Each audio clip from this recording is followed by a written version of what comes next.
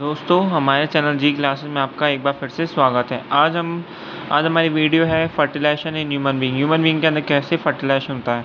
तो ready for that और start करते हैं आज की हमारी video. Fertilization in human being अगर जाने तो हम सिंपली ये कहना चाहेंगे कि जब मेल गैमेट सेल जो है male gamete cell that is sperm और ओवम का न्यूक्लियाई, जब स्पर्म और ओवम का न्यूक्लियाई, ये भी हैप्लॉइड न्यूक्लियाई, जब इन दोनों का फ्यूजन होता है n+n 2n, तो डिप्लॉयड सेल जो बनता है इन दोनों के फ्यूजन से, उसे क्या बोला जाता है? जाइगोट। इसी प्रोसेस को क्या बोला जाता है? That is fertilization. अब ये प्रोसीजर कैसे होता है वही फर्टिलाइजेशन में डिस्कस किया जाता है। सबसे पहले क्या होता है कि आफ्टर कोपुलेशन मैटिंग के बाद स्पर्म सेल्स जो हैं इजैकुलेट होते हैं। कई मिलियंस और बिलियंस में स्पर्म का रिलीज़ होता है, इजैकुलेशन होता है। तो क्या होता है, जैसे पेनिस से वेजाइना में जैसे ही सीमेन की फॉर्म में सीमेन जो रिलीज़ होता है, मेल के पेनिस से वेजाइना में जो सीमेन रिलीज़ होता है, इस प्रोसेस को क्या बोलते हैं? इंसेमाइनेशन।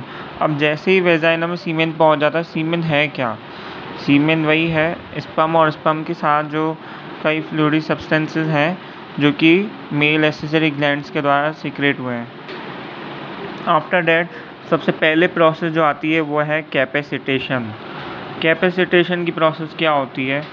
इस प्रोसेस में क्या होता है कि स्पर्म, कोई भी एक पर्टिकुलर स्पर्म जो है वो ओवम, कई सारे जो एक्रोसोम्स से कई सारे केमिकल रिलीज होते हैं, उनमें से एक है कैपेसिटेंट, जो कि ये डिटरमाइन करता है कि कौन सा स्पर्म जो है वो कैपेसिटी रखता है ओवम को फर्टिलाइज करने की। पहली प्रोसेस तो ये हो जाती है।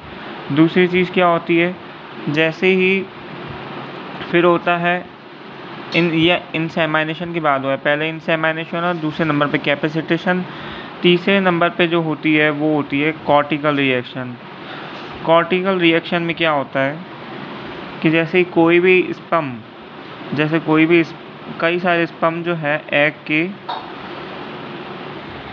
तो मैनी स्पर्म जो है फर्टिलाइजेशन के लिए आते हैं। तो जैसे कोई भी स्पर्म, जैसे सबसे पहले आ गया एम्पुलरी रीजन में दोनों का फर्टिलाइजेशन होता है। एम्पुलरी रीजन में क्या होता है, स्पर्म और ओवम को दोनों को एक ही टाइम पे, फिक्स टाइम पे क्या होना होता है? फ्यूज़ होना होता है। ये नेसेसरी कंडीशन है फर्टिलाइजेशन के लिए। एम्पुलरी रीजन पे ओवम और एक कोई भी पर्टिकुलर स्पर्म को एक ही टाइम पे फ्यूज़ होना होता है। सबसे पहले क्या है, जैसे ये ओवम है, ओवम के अंदर ये कोरोना रेडिएटा सेल्स हैं, तो कॉर्टिकल रिएक्शन में क्या होता है कि स्पर्म जो है कोरोना रेडिएटा को डिग्रेड करता है और फिर अंदर की ओर ऐसे जाता है। तो उसमें सबसे पहले क्या होता है, ये एक ओवम के ऊपर एक स्पेशल मेम्ब्रेन का फॉर्मेशन कर देता है, जिसे बोलते हैं फर्टिलाइजेशन मेम्ब्रेन। फर्टिलाइजेशन मेम्ब्रेन बनने का भी एक ख़ास कारण होता है। क्या होता है कि कई सारे से आप देख सकते हैं स्पर्म, बहुत सारी क्वांटिटी में स्पर्म फर्टिलाइजेशन करने के लिए आता है।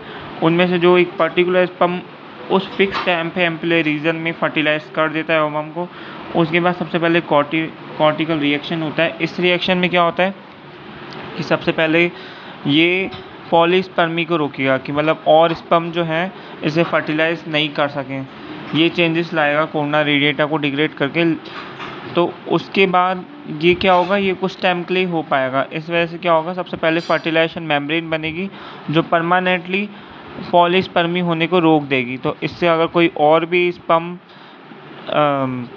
स्पर्म अगर इससे फ्यूज़ होने आता है तो फ्यूज़ नहीं हो पाएगा, और अगर कोई स्पर्म फ्यूज़ कर भी चुका होगा तो वो भी हट जाएगा। इसके बाद कौन सी रिएक्शन आती है? Acrosome reaction. जैसे कॉर्टिकल रिएक्शन के बाद कॉर्टेक्स सेल जो ये हैं कोरोना रेडिएटा डिग्रेड हो जाते हैं। आफ्टर डेट एक्रोसोम में कई सारे चेंजेस आते हैं, और एक्रोसोम क्या होता है कि जो एक्रोसोम होता है, तो ये जैसे ओवम हो गया, ओवम, तो ये एक्रोसोम क्या करता है, एक्रोसोम प्लाज्मा मेम्ब्रेन, जो स्पर्म की प्लाज्मा मेम्ब्रेन होती है उसी के कंटेंट के साथ मिक्सअप हो जाता है, उसके एंजाइम्स जो हैं बाहर निकलने लग जाते हैं, रिलीज़ होने लगा है। कई प्रोटोलिटिक एंजाइम्स निकलते हैं, जैसे कि कई सारे ज़ोना पेलासुडा जो मेम्ब्रेन हो गई, ज़ोना पेलासुडा मेम्ब्रेन को डिग्रेड करने के लिए कई सारे इसके जो एंजाइम्स होते हैं वो निकलते हैं, ज़ोना पेलासुडा को डिग्रेड करते हैं डिग्रेशन करवाने के लिए, ताकि इसका मकसद क्या होता है कि ये प्लाज्मा मेम्ब्रेन के अंदर इसका कंटेंट पहुंच सके, स्पर्म फ्यूज़ हो सके। और इसी के साथ ही साथ क्या होता है कि जैसे ही ज़ोना पेलासुडा डिग्रेड होती है, आफ्टर दैट जैसे ये पेनिट्रेशन करता है तो मियोसिस सेकंड जो होती है, मियोसिस सेकंड मेटाफेज स्टेज पे, मियोसिस सेकंड की मेटाफेज स्टेज पे जो ओ साइड जो होता है, तो इस पेनिट्रेशन के बाद उसका मियोसिस सेकंड भी कंप्लीट हो जाता है। और मियोसिस सेकंड के बाद वही एक पोलर बॉडी जनरेट होती है, और सेकेंडरी ओ साइड के बाद ये जो जनरेट होता है, तब ओ साइड को क्या बोला जाता है, ओवम बोला जाता है। उसके बाद स्पर्म का कांटेक्ट जो है ओवम ऐसे, स्पर्म का जो कांटेक्ट है इससे डायरेक्ट खुल जाता है, और स्पर्म का जो भी मटेरियल है इसमें पहुंच जाता है।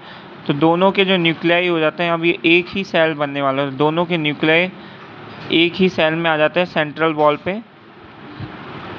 सेंट्रल वॉल पे आने के बाद दोनों का फ्यूज़न होता है, और दोनों के फ्यूज़न से एक कंप्लीट एक जो सेल बनता है, डैट इज़ डिप्लॉयड सेल बन जाता है 2n सेल। इस सेल को क्या बोला जाता है, ज़ाइगोट बोला जाता है। और इसी प्रोसेस को क्या बोला गया है, फर्टिलाइजेशन। तो इस तरीके से फर्टिलाइजेशन इन ह्यूमन बीइंग होता है, ये सब प्रोसेस होती हैं। आशा करते हैं आपको हमारी वीडियो अच्छी लगी हो, तो ज़्यादा लाइक सब्सक्राइब शेयर करना ना भूलिएगा। हमारी वीडियो आज यहीं समाप्त होती है। Thank you, have a nice day.